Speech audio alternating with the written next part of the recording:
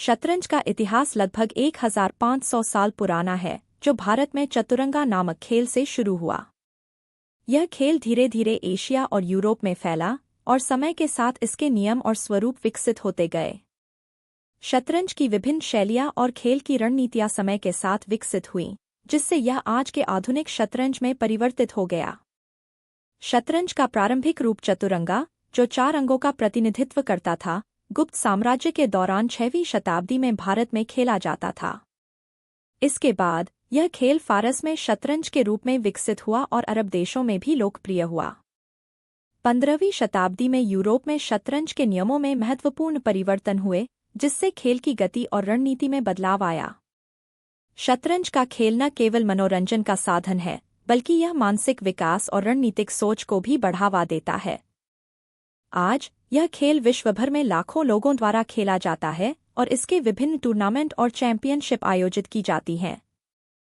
इस खेल की गहराई और जटिलता इसे एक अद्वितीय और चुनौतीपूर्ण खेल बनाती है, जो सदियों से लोगों को आकर्षित कर रही है।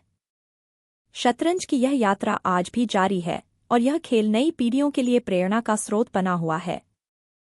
शतरंज का प्रारंभिक इतिहास शतरंज का इतिहास लगभग 1500 साल पुराना है, जो भारत में चतुरंगा नामक खेल से शुरू हुआ।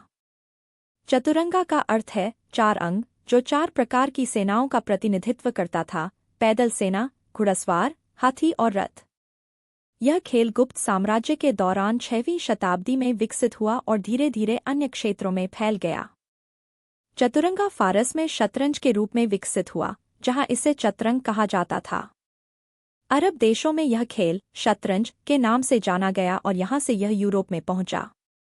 8वीं शताब्दी में शतरंज ने इस्लामी दुनिया में लोकप्रियता हासिल की और इसे विभिन्न संस्कृतियों में अपनाया गया। 15वीं शताब्दी में यूरोप में शतरंज के नियमों में महत्वपूर्ण परिवर्तन हुए, जैसे कि रानी और ऊंट की चालों में बदलाव।